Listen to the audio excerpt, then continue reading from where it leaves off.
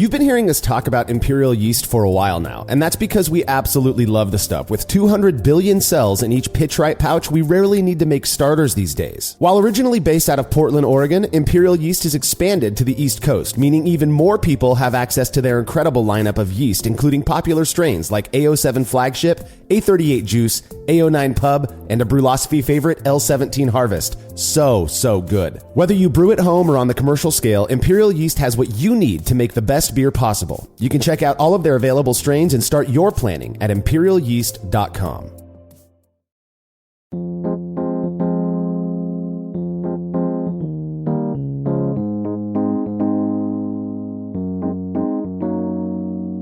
There's a lot about homebrewing that makes it easy to become, well, obsessed is probably the best word, engaging in the process and producing a beer that actually tastes great, to making lifelong friends with people who can relate with what we love doing. And drinking, of course. It's no wonder then that so many homebrewers dream of making their hobby a profession. I mean, who wouldn't want to earn a living brewing awesome beer and hanging out with cool people? Of course, a relatively small number of homebrewers actually end up making their dream a reality, and those who do usually end up facing a number of unique hurdles during the process. You're listening to the Brewlosophy Podcast. I'm your host, Marshall Schott, and I am very excited to introduce you all to yet another homebrewer who made the leap. A few years ago, I had the pleasure of meeting a homebrewer by the name of John Luce. He was a fan of what we're doing here at Brewlosophy and supported us through Patreon. In fact, it was during our monthly live video chats that I got to know John. There's actually a funny story about that you're going to hear in a bit. So John opened up his brewery in Centerville, Ohio called Loose Ends Brewing. They're already making some killer awards, and for good reason. He sent me some of his beers and they are crazy good. He's doing an excellent job. I'm really excited to chat with John about his experience going pro, and I think you'll all enjoy what he has to offer as well. All right, if you're a fan of this show and you'd like to help us to keep producing it, consider becoming a patron of Brewlosophy over at patreon.com/Brewlosophy, where you make a small pledge and receive rewards like access to unpublished contributor recipes, unique discounts at YakimaValleyHops.com, and an invite to a monthly live Q&A session with someone in the brewing world, like, for example, John Palmer, Vinny Chilurzo, and Gordon Strong. All sessions are stored on our private Facebook page, so patrons can go back and watch them whenever they like. Again, you can learn more about the rewards we offer for your support at patreon.com/Brewlosophy. Another really easy way to support us is by using the links found at brewlosophy.com/support when shopping online. Your shopping experience doesn't change at all, and we get a little kickback for the referral. And during the holiday season, that's especially important because we know all of you guys are buying gifts and such online. Finally, if you wouldn't mind letting us know what you think about this show by leaving a rating and a review in Apple Podcast or wherever it is you listen to podcasts, we'd really appreciate that as well. Not only does it give us an idea of what our listeners think of the show, but it helps those who may not have heard of us yet find it.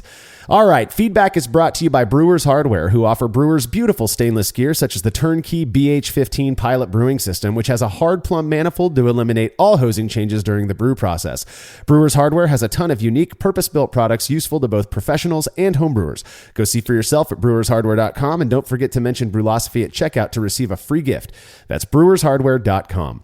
Brian from the Sui Generis Brewing blog, a personal favorite of a Brewlosophy there, wrote in with some clarification on something we said in episode 209, where we talked about brewing with bread yeast.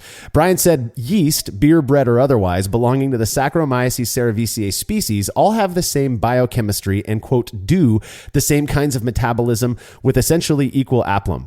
In the presence of more than 150 milligrams per liter, or about 0.015% sugar, yeast, quote, turn off their ability to aerobically metabolize the sugar and instead will ferment it, no matter how much oxygen is present. This is called the Crabtree effect, also known as glucose repression, and is pretty important for yeast survival in the world. Normally, yeast scavenge whatever free sugars they can, usually in piles of decaying leaves or the intestines of insects. Under these conditions, sugars are very rare and precious, and the yeast use respiration to pull every calorie out of the sugars that they can.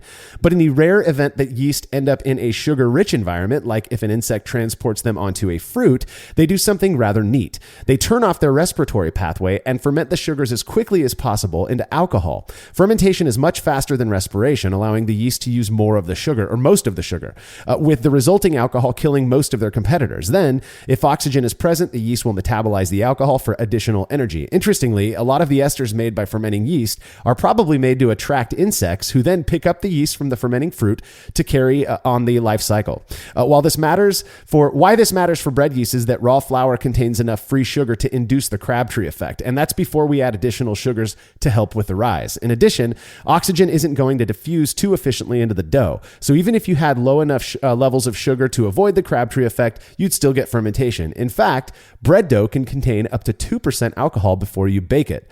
Well, as you can tell, Brian is a very smart person and quite generous when it comes to sharing his knowledge. If you're into the more sciencey side of brewing, you have to check out his blog, suigenerybrewing.com. That's SUIGENERIS brewing.com. He's got all kinds of cool content over there. And in fact, he and I have been chatting about collaborating on some stuff in the very near future. Thanks again, Brian. If you have show feedback, you could send it to feedback@brewlosophy.com or drop us a note on social media. One of my favorite things to do each year, which unfortunately I have not been able to do since COVID started, is head up to Yakima, Washington during hop harvest season. It's amazingly fun. On top of the city being basically overrun with brewers, pretty much every local brewery there has beers on tap that are made with fresh hops.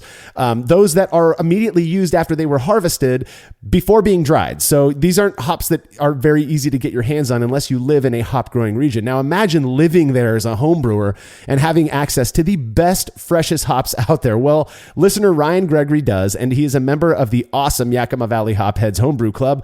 This year, he got his hands on some fresh experimental varieties that he used in an American pale ale that he calls All in the Family. 1 minute beer review with Justin and Tim. Let's try this out. This is good looking. A little foggy. Yeah, it's a little hazy, a little something. A little foam. Oh, that is drinkable. That is real drinkable like. Yeah, that's good. It's clean. It's very clean. Yeah, this is definitely malty, I would think. This is definitely not a Coors. Tastes kind of bready. Not too bitter. I don't know. I have no idea what it is, as usual. I'm going to go out on a line. This is a Pilsner of some type. Why not? When in doubt, call it a Pilsner. It's good, though. This is really, really good. I could drink a lot of these. And it's not real heavy on the back end. No, it's like a little IPA tasting right at the beginning. Yeah, I could see that. It doesn't linger on. It's an entry level IPA. Like you're trying to make the jump, but you're not quite there yet. Not quite there yet. It's good. I'm going to go with a 9. It's pretty good. I'm going to give this an 8.5. Timmy J's for the win. A Pilsner, good effort, Justin, but I think Timmy nailed this one. Ryan's All in the Family was a very nice pale ale, clean malt and fermentation flavor with a juicy fruit hop character that wasn't too in your face, but certainly noticeable. I feel like it made the beer very approachable, which is probably why Tim liked this beer as much as he did.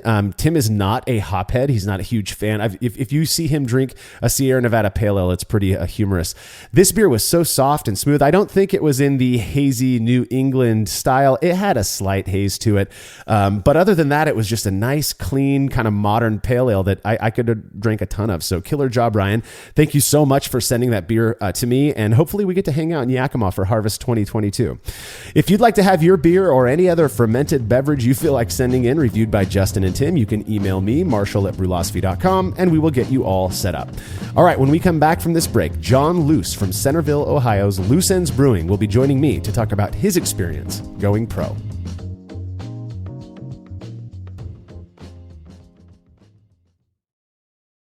After a long brew day, the last thing I want to do is waste more time chilling wort. I've tried so many different options, and ultimately I settled on the super efficient immersion chillers made by Jaded Brewing. With the King Cobra and Hydra, I'm able to chill my entire batch of wort from boiling to just a few degrees above groundwater temperature in as little as 6 minutes.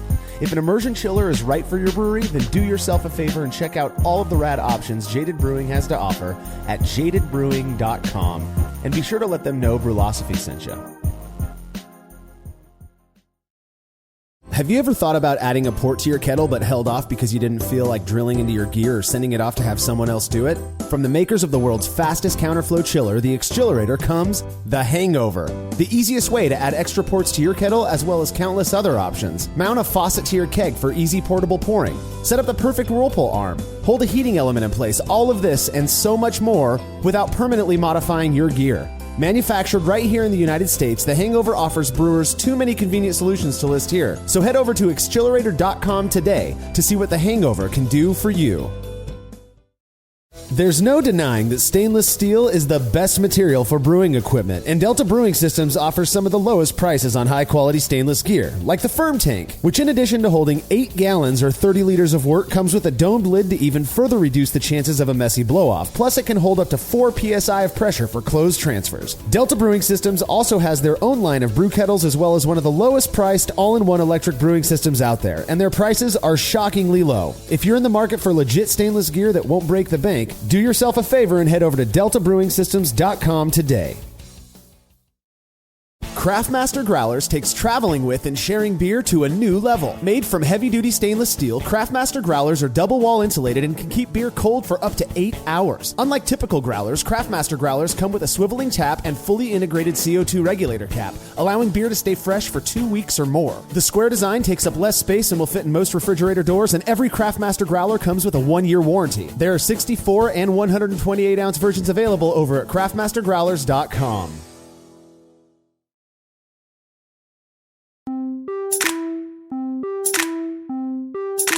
I'd be lying if I said I never fantasized about owning my own brewery. I think most, if not all, homebrewers do that at some point. But I can honestly say that I have not had a real strong urge to actually make it happen myself, which I admit was influenced largely by not wanting to take such a huge risk, especially since I already had a career that my family kind of relied on for their existence. Such is not the case for everyone, including our guest today, John Luce, who recently made the leap to professional brewing. Now, John, correct me if I'm wrong, but I believe it was around 4 years ago that we first met, right?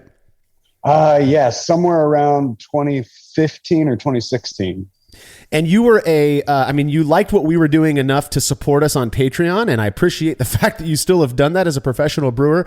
But you were a supporter to the point where you and I would have, you would join the monthly live video chats that we have, which is where a couple of Brewlosophy folks just hang out with with the people who support us on Patreon.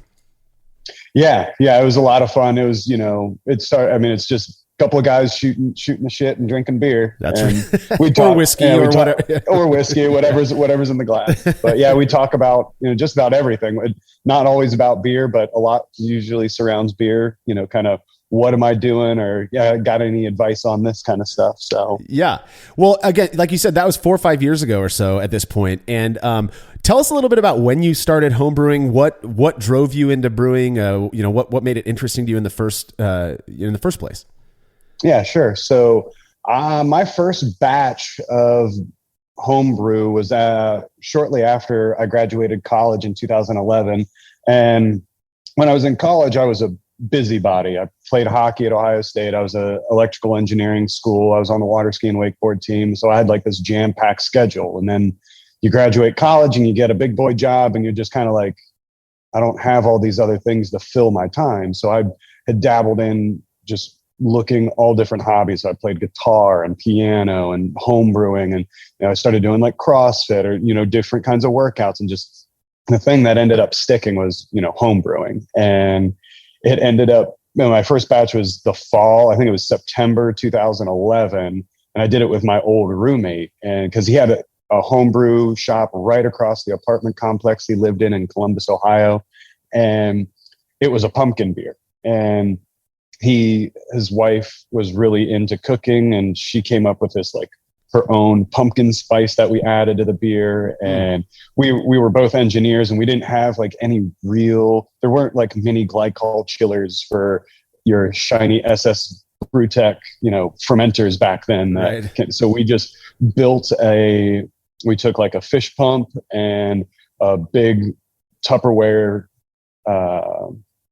container, put our carboy in it, and recirculated cold water just to help control the temperature. And I mean, you were doing stuff that most new homebrewers weren't doing even back then. I mean, that's the thing about, like, when I think about when I started brewing back in 2003. So what's that? 8 years before you did, 7 or 8 years before you did. And there was I don't remember even hearing about like fermentation temp control. I knew it was important, but people just threw their homebrew in a closet and let it ferment and cross their fingers. And I mean, so many people who I know who got started in brewing, in the the 2010 decade all started off right off the bat doing yeast starters and fermentation temp control.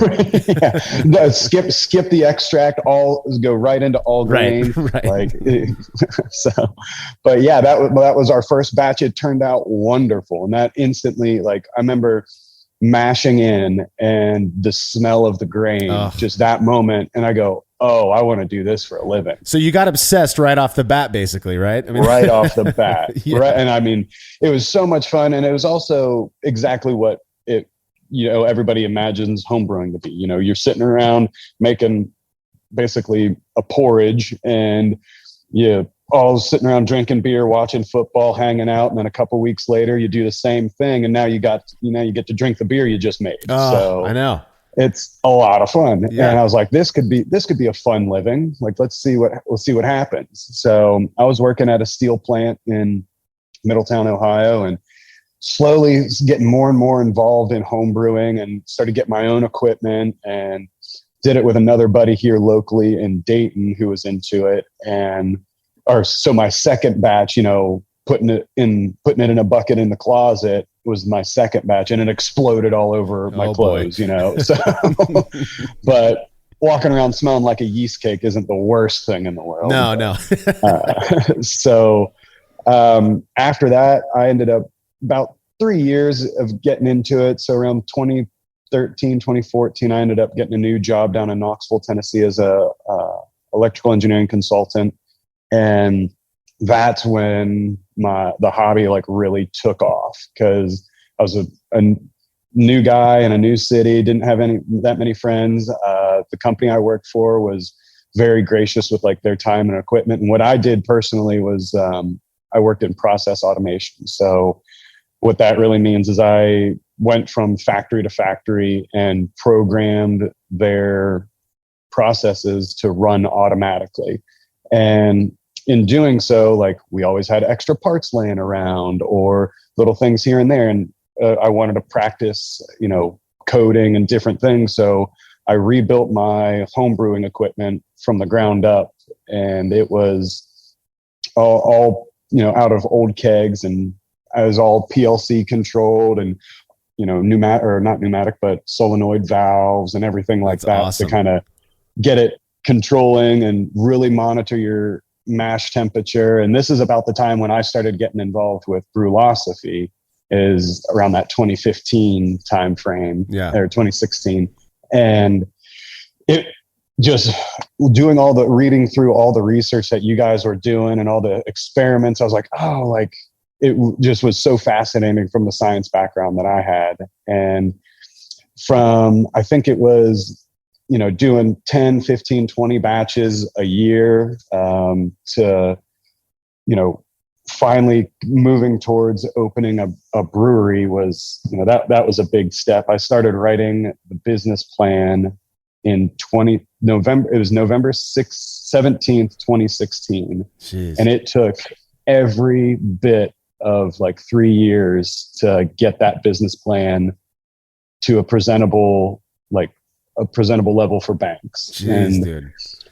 During it was a long time. Yeah. I'm an electrical engineer. I had a minor in business, but I mean, that was generous to say it was a minor in business. So, but going from writing this business plan, leading up to this, going through the Brewlosophy stuff and all our conversations we had on the monthly live chat and things like that, it was you and I always forget the other guy's name, but we had talked about opening a brewery, and I think Scott Janish and Michael Tonsmeyer had just opened Sapwood Cellars, I remember and they did a live Q&A. And I was just all gung ho about doing it. And you guys were like, no, don't do it. Don't ruin your hobby. Just keep it as a hobby. There's too many people out there that are like, I ruined it. I shouldn't have done it. And I was like, well, I think this is what I want to do. Like, I love doing it. And it fits like my scientific background. It fits, my engineering background is like in process control. And then I just asked, what if I wanted to do it, or if I was going to go for it, what should I do? And between you and I still can't remember his name. I think it might have been Jake or Brian who was on that. I think it was Brian. Yeah, I think it was Brian that night. And you're like, you got to go back to school. Oh, and God. You're like, really? I got to go back to school.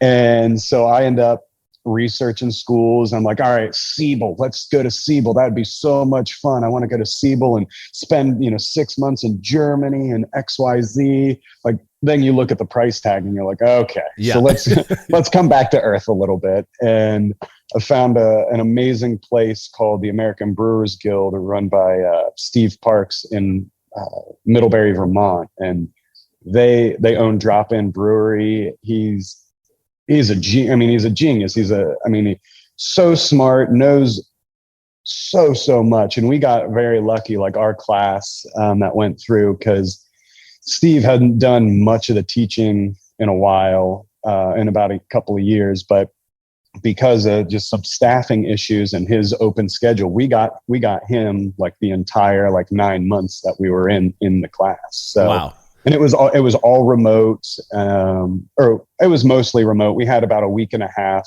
where we went in and did like a live brew day with them on like their 10-barrel system.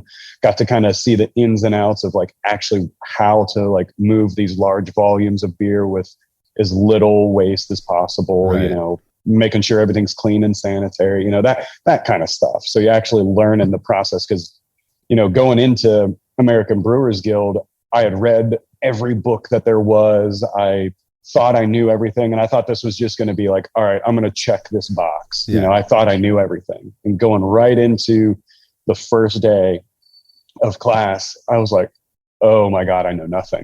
They're talking about like gibberellic acid and the acrosphere of malt kernels, and you're like, what? Like, no one's told me this before. That's the thing too, is that, and I want to kind of talk a little bit about that. As a home brewer, there's this whole concept, and we talk about it a lot. First off, you're an engineer by trade. And I believe it was on our survey. We do an annual general homebrewer survey that usually about between 2,000 and 3,000 people complete before we cut it off. And I think engineer is like the number one profession of homebrewers. That and like computer science or something along those lines, IT basically. Yep. And I just thought that was really interesting. But I do think there's something really appealing about homebrewing to the more technically minded. And I know for me, as somebody who's in the social sciences, right? I'm a psychologist by trade, that it's why Brewlosophy existed, because I don't know if just the technical side would have kept me interested in homebrewing, because that doesn't scratch the itch, right? For me, it's like the whole perceptual thing and perception in general and how people taste things, subjectivity, yada, yada. So anyways, I do think it's interesting how different, I guess, people from different professional wings, are able to keep this hobby interesting. Before we talk about your education, because I do think that that's a really interesting point. Let's put a pin in that. I'm curious, I hear from a lot of homebrewers who want to go pro that what ultimately kicked them over the edge was fill in the blank. It was something that said to them, what you're doing is really well. It's at least good enough for you to make a living off of it. Everybody's parents or friends or, neighbors will tell you that you need to start a brewery. We all know that, right? What was it for you? Were you competing? Was there something in particular that caused you to say, I'm actually pretty decent at this. I want to do this for a living now. And I had limited, exposure to, well, I won't say limited. I gave my beer away like we all do, right, at home brewing, but everybody that I knew, either be here in Dayton or in Knoxville, everybody was Bud Light drinker. So you give them an IPA and they're like, yeah. So I can't really trust, what they're going to say, or like a lot of their feedback. So a lot of the stuff I ended up getting feedback from was going to different homebrew clubs, so, and when you get that kind of feedback, people that know what they're talking about, it's like, okay, we're on to something. And then my own personal palate, I ended up, while I was also going to school at the American Brewers Guild, I went and got my Cicerone level 2 certification, just so I was well aware of all the off flavors and all the beer styles and XYZ. So there wasn't any one particular thing other than just my desire to own a business, and then have that business be a brewery. Just my own ambition, I guess. So. It's like you got the passion overwhelmed you. Right. It sounds like it really drove you into wanting. Was there something about this is gonna sound a little bit bigger than I mean it to, but was there something about life prior to going pro in brewing that you wanted something different about? Was there something about your job that you just weren't happy with, or was it just genuinely that you loved brewing and wanted to make that the career? Yeah, so that pretty much hits it on the head, because that's a real loaded question. I'm sure people don't want to hear the whole backstory on that. But basically what it was is I loved this job that I had in Knoxville. I was making great money. I was traveling a lot. Now, granted, I was traveling to places like Millport, Alabama, where you got like 800 population, but I was making good money. Well, then the company and we had some philosophical disagreements. Sure. And there was a couple experiences that made me feel betrayed by my own company. And that kind of just this is because I could have gone on forever had these situations not happened or come up and just done home brewing, and never really would have pushed me to, go down this hole of opening a brewery. So having those experiences at that job, kind of was like, yeah, it's probably time to get out of engineering. Like, you don't want to work here anymore. Let's be your own boss again and do this for your living and the rest of your life, because it's a lot of fun. I don't think there's a better industry out there than this. No doubt. Yeah. Are you kidding me? I mean, that's what when I talk to people about even just Brewlosophy, which some would argue I've, kind of quote unquote gone pro with Brewlosophy because it is its own business at this point. And I guess I can't argue with that. We get to do the same events though. And that's what I love is, COVID put a big hamper in that, but being able to go out, I love going to Hop Harvest in Yakima. That's my favorite event. I'm kind of over the big conferences because they all feel the same to me. But when you get to go out to something cool, or you go on a tour of a malt house, or you do something like that, just the people you meet, and you're always drinking beer. I mean, how can that be bad? Right. Yeah, I love. It's just a rad industry to be in, and that to me, if there was going to be something that pulled me in the direction of starting a brewery like you did, I think it would be that feeling that you get being in this industry, that feeling that you get, the camaraderie with other brewers, rubbing elbows with people who kick ass at what they do, and drinking just amazing beer. There's nothing better. I mean, it's rad. Yeah. And it's great because everybody's so open and collaborative. It's like, if I had a question on how do I make this Belgian Golden Strong, a little bit better? How do I get more, yeast derived esters out of it? What can I do?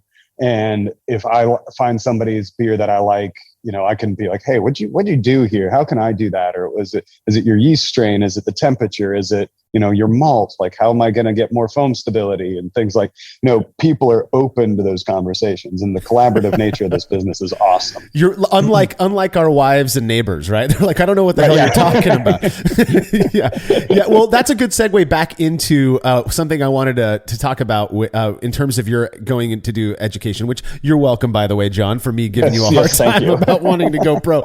I do think it's an absolutely quintessential aspect of doing it right, is getting some form of, even if you're just taking online courses, right? Getting some form of education. But like you said, there are homebrewers out there who are just making absolutely phenomenal, award-winning, delicious beer who can't really speak to, other than their recipe or perhaps, some of the intricacies of their brewing approach.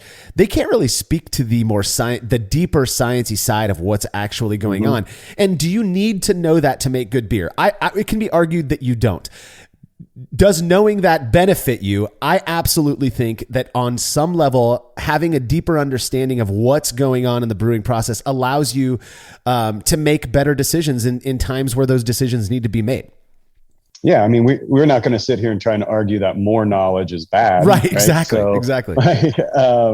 The arm yourself with all the tools that you can, and it kind of almost gets down to like the argument of, is this art or is this science and production kind of thing? The artist probably, can sit there and say, yeah, I don't need this formal education. I just go based off of feel or, Right.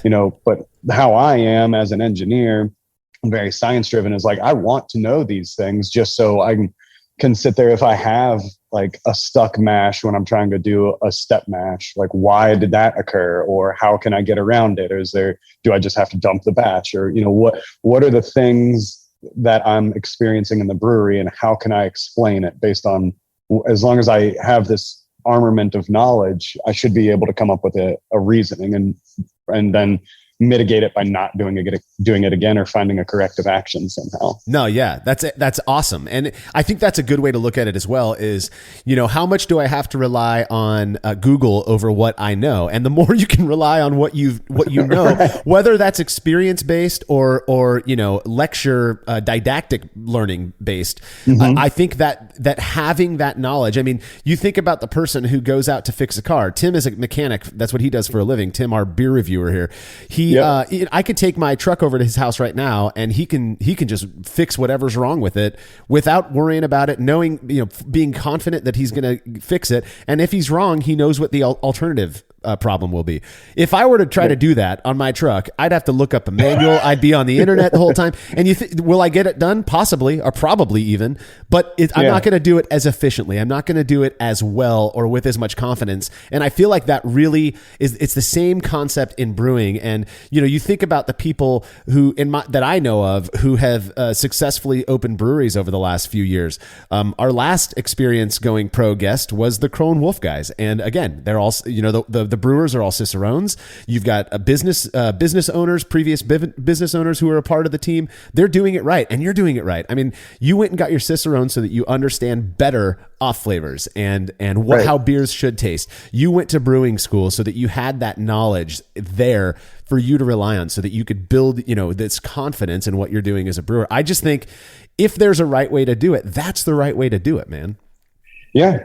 I mean, with a venture, this large, and you put honestly your life savings and your entire life on the line, like why wouldn't you? Like, exactly. Why, I'm not gonna shortcut myself. So you might as well, prepare yourself for war, and don't go in underfinanced or underarms, or like undersupplied. So exactly. And we're going to get more into some of the deeper parts of that, the money stuff and whatnot, in the next segment. But what I'd like to ask you before we cut to a break is when you decided I'm going to do this thing, I have to imagine that was a fairly thrilling, if not somewhat frightening experience when you took that final leap and said, this is it, I'm going to do it. I want to hear a little bit about how you proceeded from there. You said you started your business plan in 2016. That was 5 years ago, my word. Yeah. You started in 2016. You still had to have a job at the time. What was your thought process like from 2016 to the point just before you started, really getting the tires hit the road type of thing? Yeah. Really what it was is, like I said, started the business plan 2016. I mean, it was just like a pipe dream, at that time. I'm like, another great piece of advice that I was given, and this was back in 2012, maybe 6 batches of beer in, because I had tried to do this before. And this is back when all of those brew your own places were kind of popular. So I was like, oh, well, I'll open one of those up here in Dayton, and then I'll use that to like brew commercially and make some extra revenue doing, having people come in and whatnot. Well, one of the best things, I was too young and immature. I was like 23, 24, 25, somewhere in there. And I just wasn't a fully matured adult yet. My brain hadn't fully developed. So I drank too much in college. But with one of my homebrew buddies, we tried it, and this small business association of like retired people or whatever it's called here in Dayton. They had a few CEOs they would donate their time and give you advice and review, documents or tell you what to do. And he goes, you need to write a business plan. Yep. And that was other than going back to school, writing the business plan was a great piece of advice. Cause you're like, oh, well, I got a couple $10,000. I'll just buy some equipment and rent a space, and here we go. Yeah. Off to the races. Yep.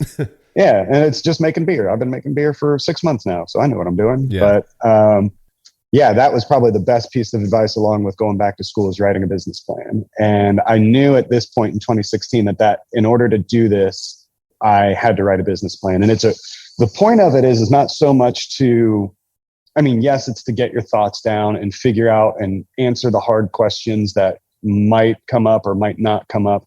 But really what it is it's a litmus test to see how much you really want it. Because writing a business plan fucking sucks. Yeah. I mean, there's nothing about it that's fun or good, because you get into it and you write out the outline. All right, well, you write the executive summary last, and then you go, all right, well, I don't really care about, the food costs or the individual. Like, I just want to make beer, man. Let me make beer. And so going through all those details of, all right, what's your demographic? What's the building?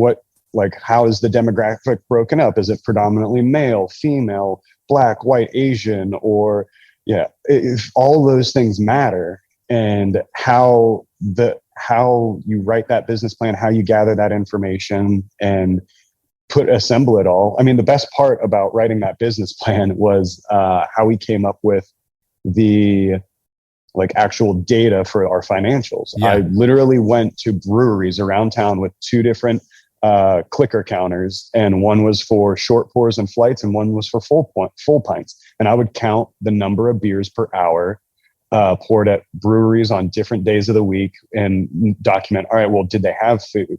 Did people either bring in food, or did they, have a food truck? And pulling in all of this data, I did that for a year. Now, granted, that's, oh darn, you got to go drinking on a Monday. Shoot. Come on though, John. But who does that? Who goes with a clicker counter and is actually researching their market, prior to making a decision to go pro? I mean, that just, to me, again, I don't mean to butter your buns here, but that, I don't know if many brewers, who have gone professional, do that kind of thing. I mean, you really wanted this thing to succeed. Yeah. I mean, I really, because I knew what I kind of had seen the path that I was on. And like you said, I was still working a full-time job, especially when from 2016 to 2019, I was still in Knoxville, Tennessee, and I was traveling 80% of the time. Each, customer of mine was at least 6 hours away from Knoxville. So, and they're in the middle of nowhere. So I'm not flying, I'm driving.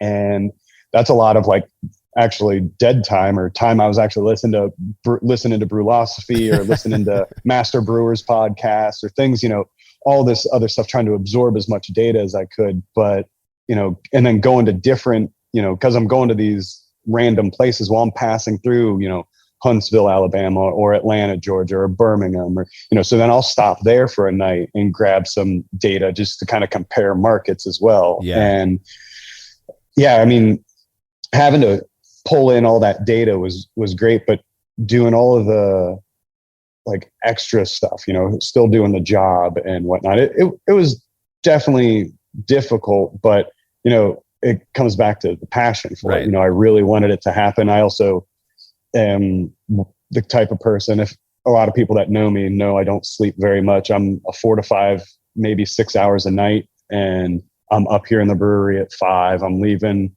the brewery at 11 or midnight or something like that, just to keep things going, because it's just myself, Dad, our general manager Clayton, and then our head chef Adrian. It's just us 4, and Dad still works a full-time job. Well, that's what I was going to ask about. So you went into this thing, you are the sole business owner, yeah? Or do you have partners?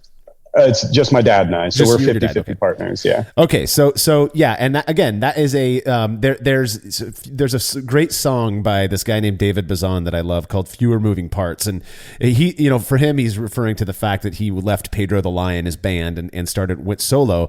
And he has this line that I use often, and I think about it when it comes to starting businesses, that fewer moving parts means fewer broken pieces. Yeah. Right. And I remember when my friends from Crow and Wolf, they have 4 main owners, and then they've got the two brewers who also have some ownership stake as well. And they're working it out. I mean, they're doing their thing, but I'm like, boy, that's a lot of moving parts, right? And so if I were to do this, if I were to do something like you're doing, I would probably keep it in the family first off, and try to keep it, as minimal owners as possible. Again, when we come back from our break, we're going to talk more about the actual numbers when it comes to money and how you saved up and all of that. But correct me if I'm wrong. You basically, your life was doing your normal job, and then when you were done with normal job, you were invested until you went to sleep for those 4 or 5 hours a night. You were researching, working on your business plan. You didn't really have a life outside of normal job plus building the business plan.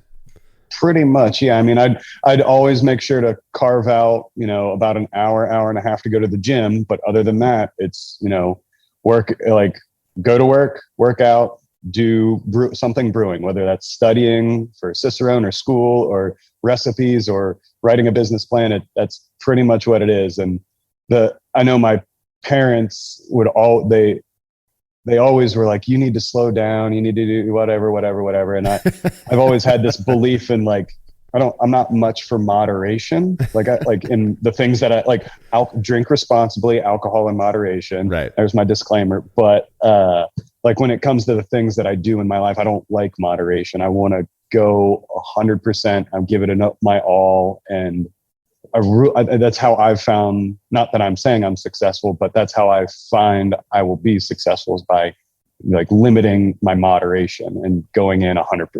So. You and I have a lot in common, John. I think you and I've talked about this before, that when my wife will say to me sometimes, she's like, I don't know how you have the energy to do what you do. Now, one area where I believe we are quite different is that I'm married with 3 kids. You are, if it hasn't come across yet, you are doing this. You're at this point, you are unmarried. You don't have any kids. So you have a lot more time to invest into this thing.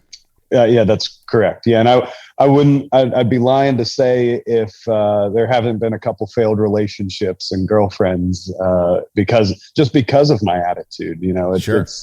I'm so obsessed with this business and making sure it's successful, and it's not, it is 100% my fault if things didn't work out, because I didn't invest enough of my time. Right.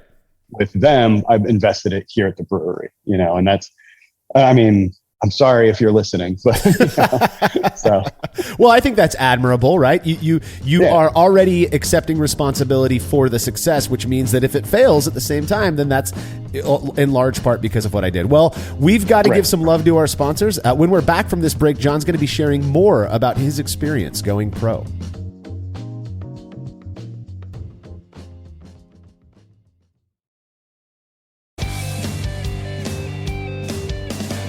Compact and simple to use with a small footprint for brewing indoors, the Grainfather makes it easy for you to brew professional quality beers at home. The Grainfather is an all-in-one brewing system that lets you brew all grain beer in a single compact stainless steel unit. It uses an electric heating element and pump to maintain a constant temperature and to circulate the wort during the mashing and cooling stages. It also comes with a counterflow chiller to reduce chilling times and produce high-quality wort. And now, with the addition of their conical fermenter, the Grainfather takes things one step further by offering homebrewers state-of-the-art temperature-controlled fermentation just like commercial breweries use. And with the Grainfather Recipe Creator and Connect app, you can easily design a recipe, sync your brewing system with your phone, and then just sit back and relax as the app takes over and assures that you maintain your scheduled mash temps and boil schedule. Head to Grainfather.com to purchase your all-in-one brewing system today and to sign up for their free recipe creator tool.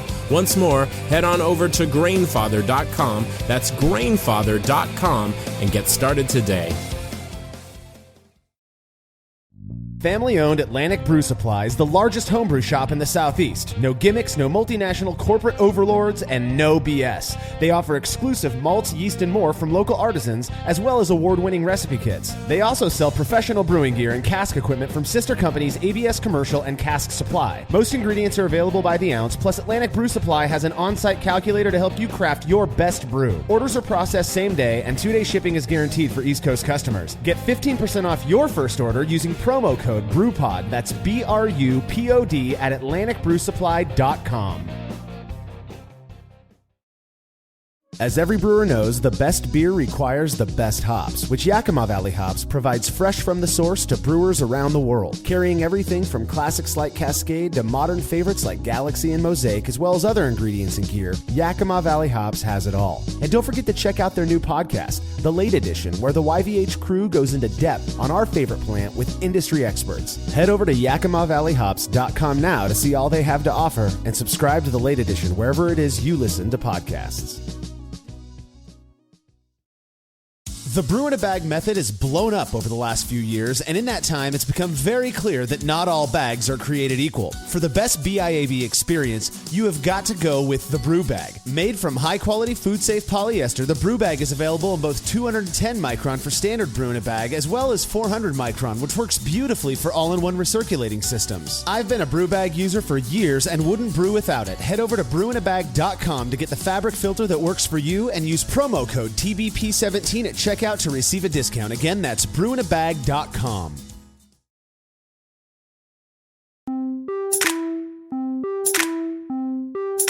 No success comes without at least some element of risk-taking, and starting a brewery from the ground up is certainly no exception. John, now that you've shared some of your background with us, I was hoping we could dig into some specifics a little bit deeper. I think our listeners would really appreciate getting into the nitty-gritty of things. First off, we all know that no project gets completed without at least some hiccups. What were some hurdles that you encountered along the path to going pro? I mean, the big one is, the elephant in the room is COVID, but oh God, tell us about that. I mean, I didn't even consider that. Actually, we were very, very blessed in the sense that we had talked to a bank out of Chicago that was super excited to get into the brewing world, or they wanted to diversify their offerings. So they wanted to have some breweries and brew pubs in their portfolios. Well, talked to them for about 3 months, and this is in 2019. And we talked to them from February till almost June. And then come June, they all of a sudden decided to deny us. The whole time they're like, yes, this is great. Everything looks awesome. All our numbers are matched. We stress tested your numbers. They look great, look great, look great, look great. And for whatever reason, in June 2019, they're like, we no longer want to be in the brewing industry. And like, that was the whole point of you guys talking to us. Like, I don't get it.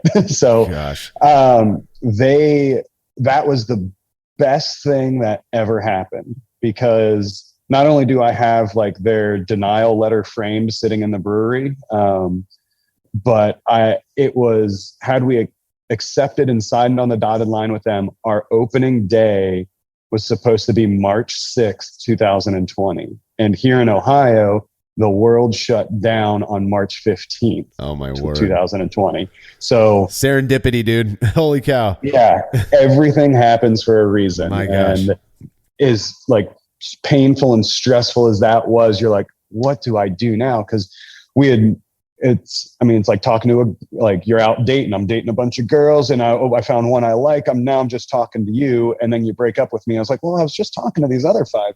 Like, what happened? However you want it. So we broke up with all these other banks, and now we're walking back with our tail between our leg, being like, "Hey, take me back, please." And they don't want anything to do with us. And we're trying to find new banks and everything like that. So we spent the next 6 months looking for banks. And once we found a new bank, they relatively new to like SBA loans and whatnot. And SBA loans, great opportunity. It is a big hurdle to get them the information that they need. I think I sent a copy of my driver's license and birth certificate probably 15 times. Oh, jeez.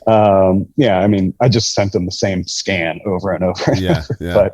But they, once we kind of had gotten through and got signed on the dotted line with this bank out of Kentucky, we avoided a lot of, like, our next opening date was supposed to be September of 2020. So we avoided a lot of this initial scare of like the COVID stuff. So everything was shut down. It's like 2 weeks to flatten the curve. And then it kind of just kept progressing and progressing. The thing that happened with us is like we had started construction that like 2 weeks before, and they had just started saw cutting the concrete. And when they shut everything down, everybody's like, are we even allowed to work, or like what's going on? Yeah. And, our general contractor he's also in the political world. So he knew some people and got some strings pulled and figured out, or got to talk to the right people and said, all right, am I allowed to work? And because these are not employees of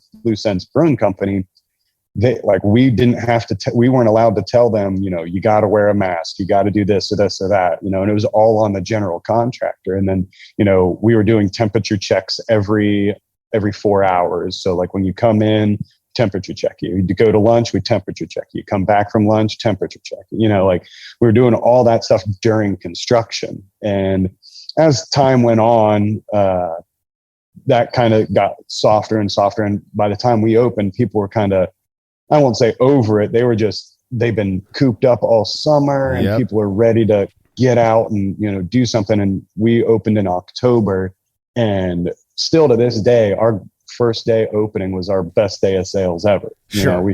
We're a year and plus 13 months into it now, and still chasing that one day of sales. But the challenges were there's so many, but there was a lot of like stressful stuff, but I have a precarious view on stress. Like I don't let it really affect me. I just like, what are you going to do with stress? Like it can't slow you down, or else you're not going to get anything done. So just put your head down and keep working. Yeah. So, Here, buddy. I'm the same way. Right. So, being young entrepreneurs, you get it. Yeah. And the whole thing with, now we got a bank, right? And getting our landlord on track. And I mean, the big thing is like, if you have the money, buy the building. Like I'll give my piece of advice to anybody that's out there, is like, if you have the money, go ahead and buy the building. Yeah. And initially, my dad and I, we were like, oh, well, if, we put in this much money, we'll have some reserves in case, worst case scenario, it fails, it's COVID or anything like that. We'll have a little bit of cash reserved. And, we ended up putting it all in there anyways, so, with being, a brew pub, the bank wanted a little bit more equity up front just because of the kitchen. And they have so much data on restaurants, failing, and especially new restaurants. So it was just like, all right, well, I guess we got to put more money in. And then you hit construction, and then your construction budget is like, we did a pretty good job with our construction budget, because we basically had our budget and then we inflated it by 20%. And that was pretty much what it was. It was exactly 20. I think it was actually like 18%. It was inflated, and we're like, oh, hell yeah. So we still got a couple dollars left over. Nice. But yeah. Well, that's another thing. People, I learned, in my experience with homebrewers who are considering going pro, a lot of them, first off, are kind of like, you were in the very beginning, you've brewed, for 6 months, and you're like, this is amazing, I want to do it for a living. And I'd be lying if I said I didn't. Like I mentioned earlier, I kind of fantasized about it before. And oddly enough, I had the similar kind of dream you did. I thought it'd be really fun to open up a brew on premises where I could also sell beer while other people were I was helping them make beer. I didn't ever write a business plan for it. I never let that. I actually talked about it with my wife, and she laughed me out of the room, type of thing. She's like, oh yeah, and ditch the career that you spent 12 years in school for. This idea of when you sit down and actually think things through, one of the hurdles that I've heard plenty of people talk about is ABC. And like I was saying before, I feel like a lot of homebrewers don't understand, or some don't. I don't want to, I credit where it's due. I know that a lot of homebrewers do know this stuff. A brew pub is different than a brewery, which is different than a tap room, which is different than, there's a lot of decisions. Exactly. And that's kind of the question that I had next is, what was the ABC process like for you? And how did you decide that you wanted to make your brewery a brew pub, which is defined as a brewery that also has a kitchen, right? I mean, to put it simply. Yeah. Yeah. And I'm assuming ABC is like your state liquor control, or that's what we call it. Okay. Ours is just Ohio Division of Liquor. Yeah. Sorry about that. Yeah. So it was because we had been writing the business plan so long. Initially, this was all supposed to be just a small brewery tap room in Knoxville, Tennessee. I had a building picked out and everything, but at that point in time, I didn't know anything. Like, what the hell are TIs, like tenant improvements? What's that allowance mean? I had no idea who I was negotiating with, what I was going to get fully taken advantage of. And so it started off, and then as I'm writing the business plan, literally years go by, and the Brewers Association puts out information, and the fastest growing segment in the brewing world at the time was brew pubs, because what ends up happening is these food trucks, they don't have any loyalty to you. They'll tell you they're going to come, but they're going to go wherever the crowd is. Yeah, so where they make money. Exactly. Yeah. Yeah. They'll just do a no call, no show, and you're just sitting here with like, well, I got all these people that are hungry and I don't have any food to give them. So it just kind of puts a bad taste in people's mouth. Sure. So we had gone through, and it's so funny because every different either government agency, or whether it be the banks or whoever you're talking to, they all call it something different. So according to the city, we're a brewery. But according to the Ohio Division of Liquor, we're a brew pub. You talk to like the Brewers Association, we're a brew pub. Then we're like a brew pub with a tap room. And you talk to, the Ohio Department of Agriculture, that we're a brewery with a tap room. And it's just this, because certain people only care about certain things. If you talk to the health department, we're a restaurant. It's so convoluted as to like making everybody happy and the verbiage and whatnot. But to make that decision was pretty easy, just because we realized we had a little bit more money than we were expecting. We were able to save up. I was in some real estate stuff in Knoxville. I sold those, and I sold it at a good time where, I only held them for a couple of years, and I made, 25% more. So damn. That was a good, I good was real for lucky. You, bud. Jeez. Yeah. So I was real lucky there. Because the Knoxville market was really hot at the time, and I'm sure it's still like, I don't know what housing's like out there, but here in Ohio, it's crazy. People are paying $30,000 over asking price just to get a house. We're off the chain over here as well right now. Yeah. It's insane. Yeah. So we had a family friend who I grew up playing hockey with. His mom had gotten remarried to a chef, and we were like, hey, can we sit down and pick your brain? He's working at this it's not high end, but it's, better than bar food, like Indian and Asian restaurant. And we're like, can you help us develop a menu? And, this is kind of the food and flavor profile that we want to, go with, and kind of want to start pairing the beers with the food and kind of go down that route. Well, he had seen what we were doing, and we had talked to him so much about developing the menu, and his name is Adrian. And eventually, he ended up leaving his job and was like, can I come on board with you guys? And we're like, hell yes. That is amazing, dude. Yeah. We got so lucky. And to say he's amazing is an understatement. Oh, you're so lucky. Something my dad always says, I'd rather be lucky than good. Yeah, likewise. So he's from Costa Rica. He's speaks like 9 different languages. He's classically trained at Cordon Bleu in France. Wow. And has spent his culinary career in the Asian and Indian realm. And so our menu is heavy on the seafood, very Asian and Indian kind of driven. We still have burgers and everything like that, and French fries and whatnot, but they are, if anybody in the area of Ohio, you got to come just try the food. I feel perfectly fine bragging about the food because I have nothing to do with it. Now, You're not I'm a little patting bit your more own back. Yeah. right. I'm a little bit more humble on the beer, but Sure. the food is incredible. Like Yeah. every time he comes back and he's like, "Oh, try this. I had a dream last night and I just whipped this up." I was like, "All right, so you're like me. You're dreaming about food like I dream about beer." That's right. So, Yeah. Crazy. but he has this crab crusted salmon on like a bed of like stir fry vegetables, and it's amazing. It's hard not to eat it every day. Yeah, Like, I'm it's buying so my good. ticket to Centerville, Ohio right now, actually. Right It now. sounds so good. But yeah, that transition was easy. Yeah, I imagine it was easy, and so you are a brew pub now, though, and that does take a whole different set of, I think, a little bit more effort, if you will, because now you're running a brewery and a kitchen, which I personally think it's awesome to have that. We're lucky enough where I live that food trucks are, and there's plenty of them, and so it's pretty easy for breweries around here to consistently schedule a food truck to be there. They show up on time. I think Crown Wolf maybe one time had a food truck not show up, but they still had another one.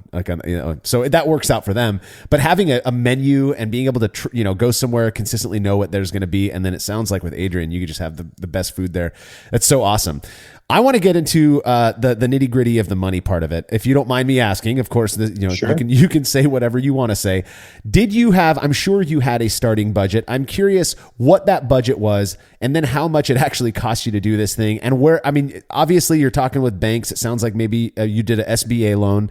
Yep. Tell us a little bit about the financial side of it. I feel like that doesn't get focused on too much. When we talk about this. Yeah. So initially, I had this like philosophy when I was an engineer to like, all right, I always want to have like 1 year's salary sitting in the bank just in case one day I get pissed off and I just want to leave and I can still have my same living and not really have to worry about anything. So I've been saving for a long time. And with the job I had in Knoxville, I got quarterly bonuses that once I kind of figured out like the formula and like how much I had to work, I was like, yeah, I'm all in, because I could get anywhere between $5,000 and $20,000 in a bonus each quarter. So I was making an extra, I was doubling my salary essentially. Jeez. And I wouldn't touch it. I would throw it in the bank.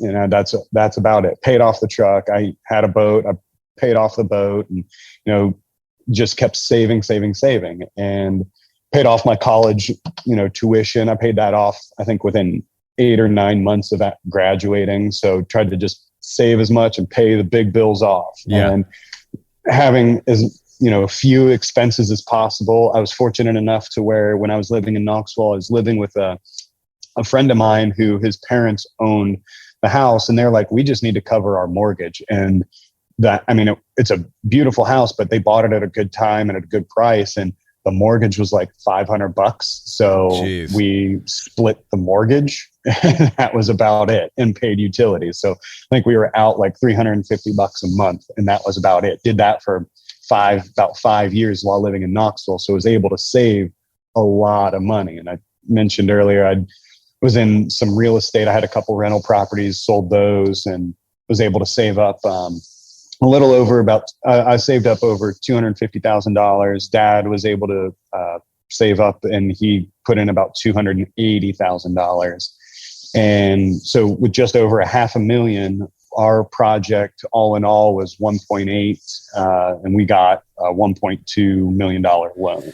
So to take it back to the last conversation we had with Crown Wolf, if you don't mind, that they said as well that they went with about a $2 million budget, and now they've got a 20-barrel brewery. Where are you at size-wise for your brewery?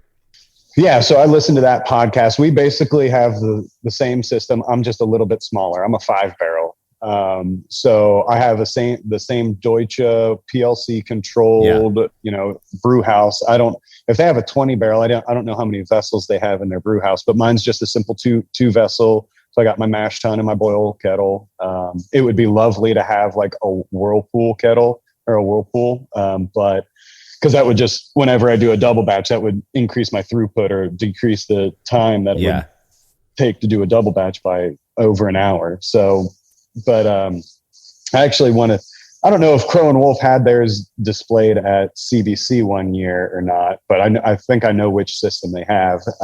But this Deutsche stuff is amazing. It's phenomenal, man. I know. Gosh. Like, they think it like what's really nice is like it's fully customizable. Yeah. So like you can like I had like extra ports put in, like sampling ports, so I could, if I have a sample port on either side of my heat exchanger, I have a sample port right outside of my wort grant. I want to take, if my heat exchanger is infected, having a sample port on either side is really helpful. So doing a wort grant sample port, or I made my mash tun a little bit wider so I could have a thinner grain bed. This goes back to like the education side. Like, I don't want a tall grain bed. I want a thinner grain bed. So I want like a little bit wider of a mash tun. For lautering efficiency, is that a so for lautering efficiency. So that's really what it is. And you can it speeds up your lauter too. Yeah. So get a little bit better clarity. So then the boil kettle is kind of like the opposite. You want it a little bit taller. And with all this Deutsche stuff, I think it's like a 4-inch jacket. So, it holds in, whether it be the heat or the temperature or the cold. it holds it. Yeah. I remember I had like the glycol chiller went out one day, and all of the tanks stayed the same for 2 days without going up a single degree. I'm like, oh, this is awesome. That's awesome. How many tanks do you have, John? So I've got 5 fermenters. So I got 2 10-barrel fermenters and then 3 5-barrel fermenters.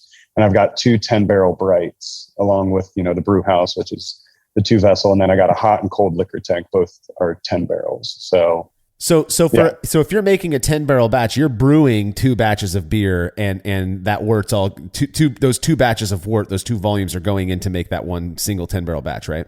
Yep. And those days are just like, they're probably about 2.5 hours longer than a regular brew day. Okay. So that's what I was going to ask, is that you're not, it's an investment of time. Are you the head brewer, or have you hired somebody to come in and assist? Yeah. I'm the head brewer. So interesting is like so after I moved back from Knoxville, Tennessee, I worked at a company called Premier Systems Integration. So it was another consultant company. Well, I'm pretty sure I got that job because the president of that division was a home brewer. and he's a really good home brewer. He's won some national awards at like HomebrewCon and things like that. So he's still actually, he ended up actually being our only investor. And it was I think it was like 3% investment. So not a lot, but as like the overall project, but he wanted to be involved. He's always wanted to own a brewery, and this kind of gets his toe in the water. And then he comes in and helps me brew, whether that be like just emptying out the mash tun or setting up or like sanitizing tanks or purging tanks, and then he helps me actually brew. And we've a couple of the beers that we have on tap are some of his recipes that he's won gold medals for nationally at HomebrewCon. Sweet. So what's his name? His name's Jim Rupert. Jim Rupert. Cool. Yeah. We're really excited. Like he's awesome. He does a really good job. And he's another engineer like me, where it's like completely science driven. His garage is his entire like homebrew system. He built like a temperature controlled like walk-in cooler in his garage. It's so cool. You had mentioned earlier about if you can own a space. Were you saying that you bought your building and your property, or is that a lease? What are you doing there? Yeah, so we have a lease, and the problem with that is you have no collateral. So that makes it very difficult for the banks, other than your actual cash. If it fails, like the bank doesn't have anything to take. So I had to sign over my first 2 children, but jokes on them. But, jokes on them.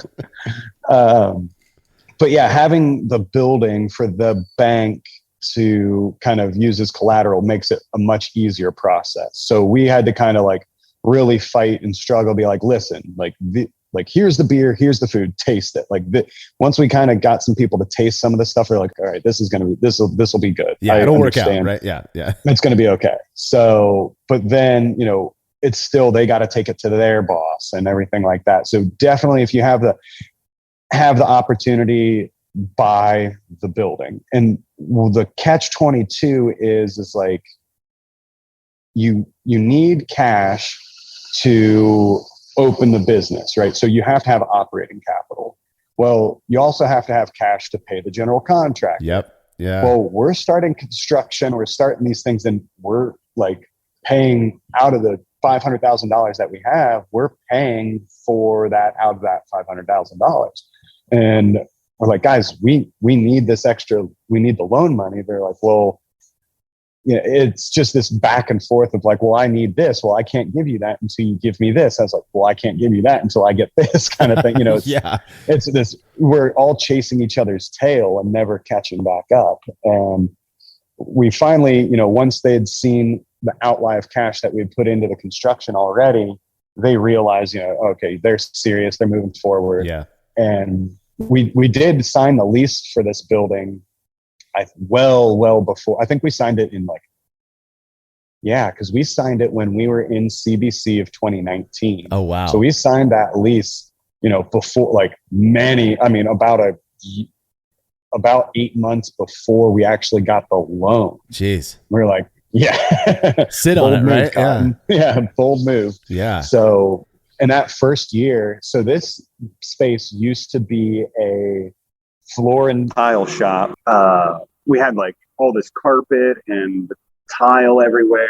Then it was like a CrossFit gym and all these. They didn't take care of it. The walls were all moldy from rain leaking from the roof. And what ended up happening is we just decided to start demoing it. And even before we signed the lease, we went in and demoed the place. Oh, geez. Just so we could tell people how serious we were. And it was kind of this is our sweat equity. And that was probably one of the best decisions we made, was demoing this place ourselves, because we left like the bathrooms up because they didn't have drywall. They had 3/4 inch plywood for the walls, and they used about 10,000 nails per bathroom. And I'm like, I'm tired. I don't want to take this apart. Yeah. So, and what it cost to take those 2 bathrooms apart, we would have spent all of our capital just on demolition. Yeah. Just if you were to extrapolate it out, and you're like, holy cow, this isn't even worth it. So it's a good thing we did that all on our own. But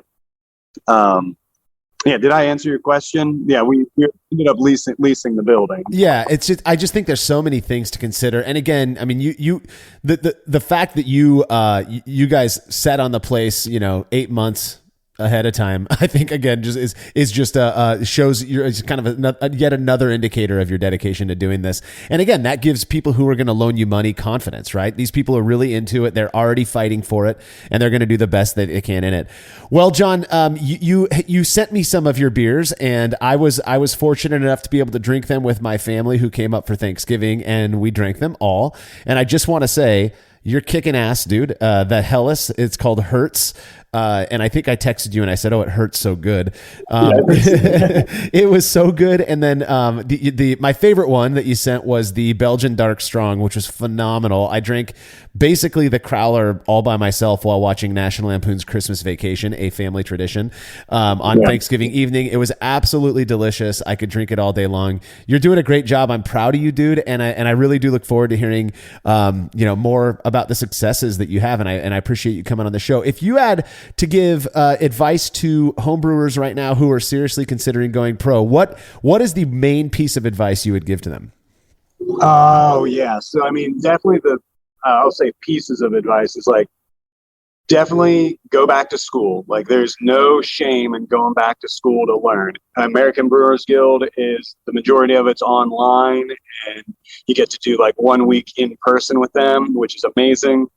If you really want to go after it, definitely write a business plan. Like, it is one of the most useful tools, and you can always reference back to it. And because it's a living document, you can always update it. Yep. And then if you can, buy the building. I think we were talking before, like, limit the number of investors, limit the number of, people, but you don't want to have too many chefs in the kitchen. You just want one chef and a cook. Yep. You don't want that kind of situation. So definitely take your time, be patient.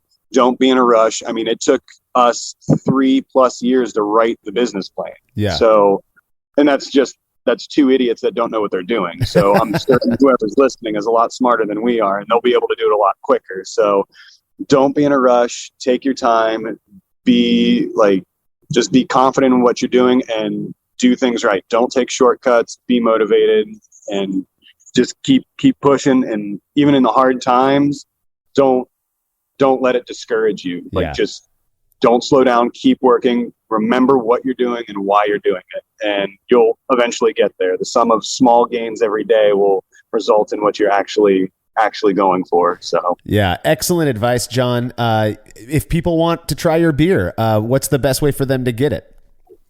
Yeah, so the best way is to fly into Dayton, Ohio, and we do everything over the taps. We do growlers and crowlers to go. For the most part, it's all draft only through the tap room. We're just now getting ready to roll out our 4-pack 16-ounce cans to go, but that's all through the tap room. We're not doing any grocery stores. We're getting ready to do some local distribution to about 5 tap rooms around town to just get our name out a little bit more. And yeah, that's about it. So if you're ever in Dayton, Ohio, definitely come check us out. Yep. Loose Ends Brewing, Dayton, Ohio. Centerville is the actual city, right? Yes. Yeah. So it's the suburb of Dayton. Suburb of Dayton. Yeah. Well, John, thank you so much for coming on the show. Again, I'm excited to see all the cool stuff that you guys do in the future, man. Absolutely. Thank you so much. Yeah, it was my pleasure, man. Well, don't forget to head over to brewlosophy.com to keep up on all of the fun brewing stuff that we're up to. The Brewlosophy podcast is made possible by the generous support of our sponsors as well as all of our rad listeners. We seriously could not do this without you. Cheers to everyone who has subscribed and left a review of our show. It makes a huge difference. If you haven't yet, please consider doing so. Head over to brewlosophy.com/support to view a list of ways you can easily help us to continue producing this podcast. If you want a reward for your support, visit patreon.com/brewlosophy. Thanks again for listening. We'll be back next week with another episode of the Brewlosophy podcast. Until then, think beer. Start off the morning with some hot tea, lemon and honey, cause it soothes my throat. Put some herb in the bowl, yeah, it's homegrown. Ain't gotta go through the middleman no more. Life is good, the likelihood of me. Looking for a new career? Welcome to Do HVAC Training Service Center in North Charleston. Enroll today in our comprehensive HVAC training hands-on field experience-based program, covering troubleshooting, maintenance, installation, and more on various HVAC systems and ductwork. We offer EPA and NATE preparation and testing, along with various certifications. Enjoy payment options. Achieve certification in under 5 months. Enroll now for your new journey of skill development and career advancement. Log on to dewhvactrainingsc.com to inquire.